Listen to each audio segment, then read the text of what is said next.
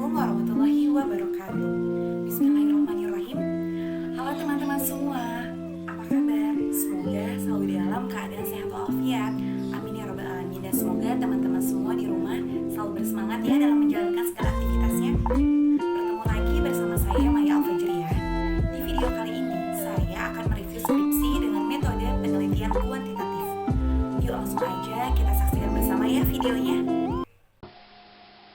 Baiklah, di sini langsung saja saya akan mereview skripsi yang dibuat oleh Mbak Diah Latifatul Alimah, jurusan Pendidikan Agama Islam, Fakultas Tarbiyah dan Ilmu Keguruan Institut Agama Islam Negeri Ponorogo pada bulan April tahun 2020.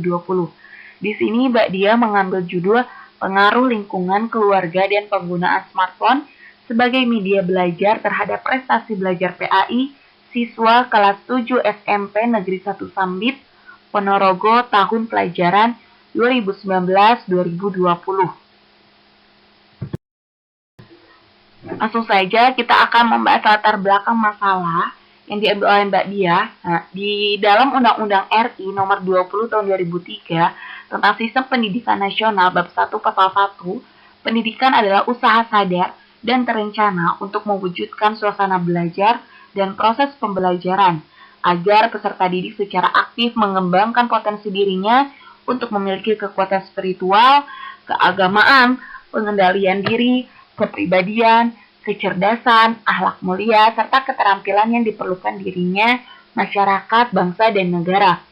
Pendidikan dan belajar adalah suatu kesatuan yang tidak dapat dipisahkan antara satu dengan yang lainnya. Belajar adalah kegiatan yang berproses dan merupakan unsur yang sangat fundamental dalam setiap penyelenggaraan jenis dan jenjang pendidikan. Dan di sini pun Mbak Diah menyatakan bahwasanya hasil belajar itu disebut juga sebagai prestasi belajar karena prestasi belajar tidak dapat dipisahkan dari belajar karena belajar merupakan suatu proses, sedangkan prestasi belajar adalah hasil dari sebuah proses pembelajaran. Prestasi belajar itu merupakan hasil yang ditunjukkan siswa setelah melakukan proses belajar mengajar. Prestasi belajar ini biasanya ditunjukkan dengan angka dan nilai sebagai laporan hasil belajar peserta didik kepada orang tuanya. Latar belakang masalah selanjutnya yaitu adanya kemajuan teknologi.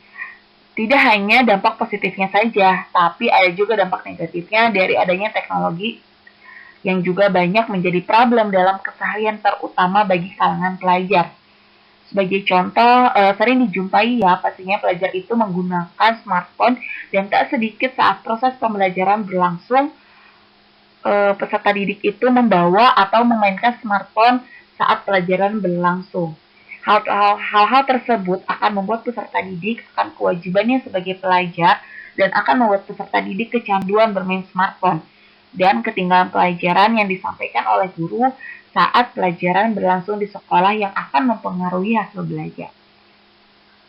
Setelah kita mengetahui dampak negatif yang ditimbulkan dari penggunaan smartphone, maka Mbak Diah pun ingin meneliti melihat pengaruh smartphone yang digunakan sebagai media belajar. Dan Mbak Diah pun mengambil sampel pada siswa kelas 7 karena siswa kelas 7 merupakan suatu masa transisi, yaitu perpindahan dari masa anak-anak ke remaja awal. Biasanya pada umur ini keingintahuan seorang anak masih sangat tinggi.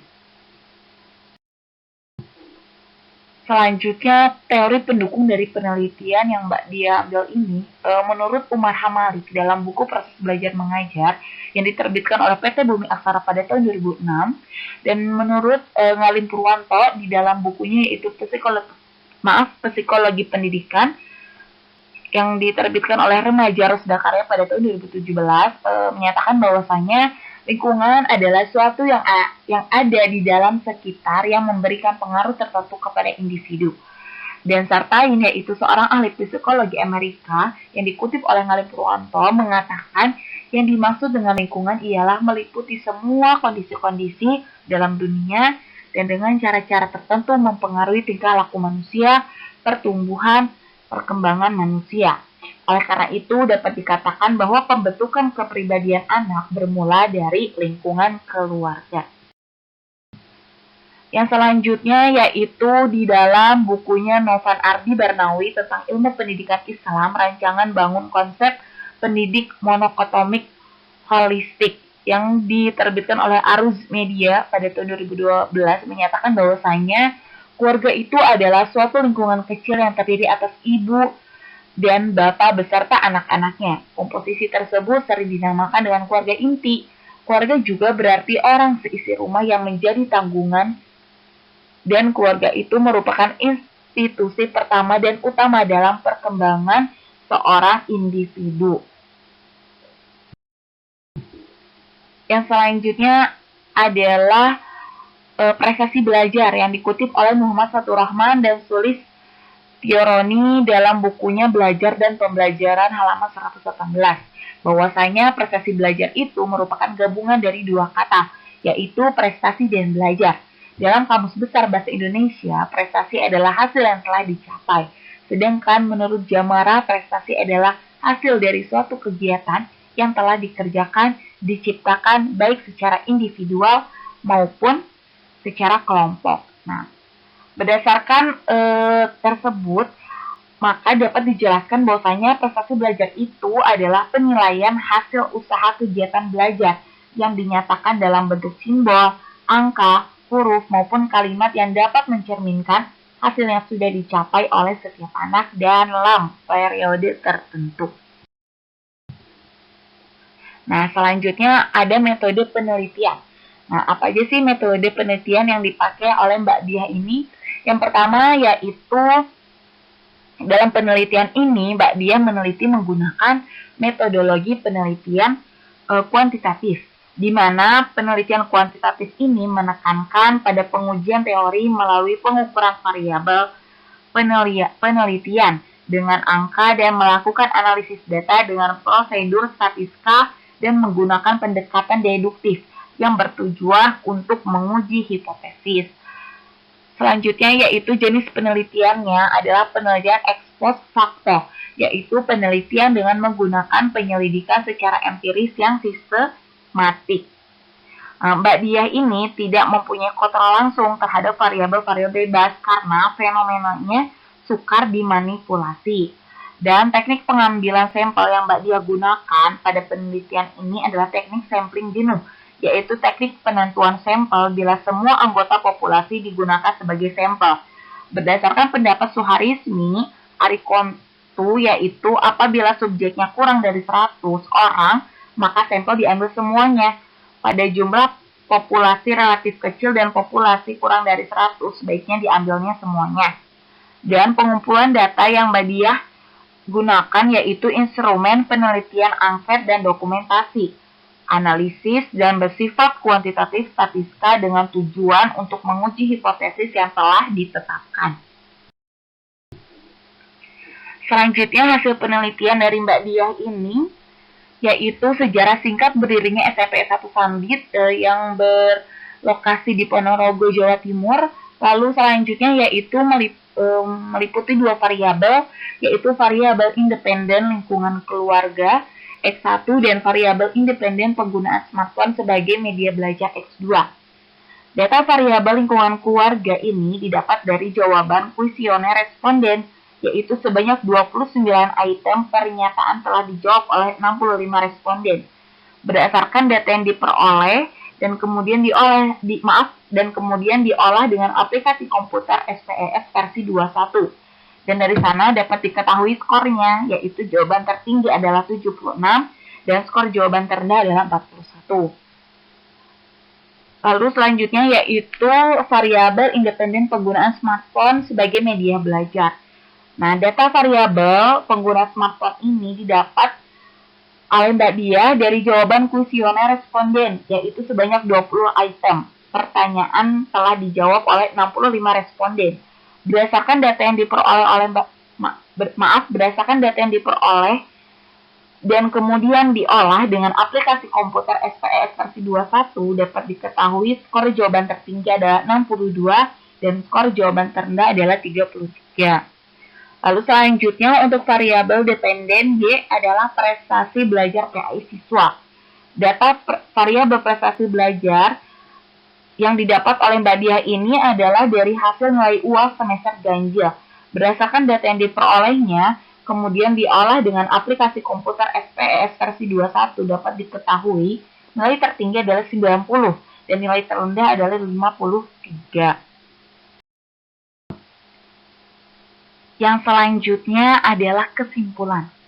Berdasarkan hasil analisis data dan pembahasan mengenai variabel lingkungan keluarga dan penggunaan smartphone sebagai media belajar terhadap prestasi belajar PAI siswa kelas 7 SMP 1 Sambit tahun ajaran 2019-2020 dapat disimpulkan sebagai berikut. Yang pertama, lingkungan keluarga siswa kelas 7 SMP 1 Sambit tahun ajaran 2019-2020 dalam kategori cukup baik.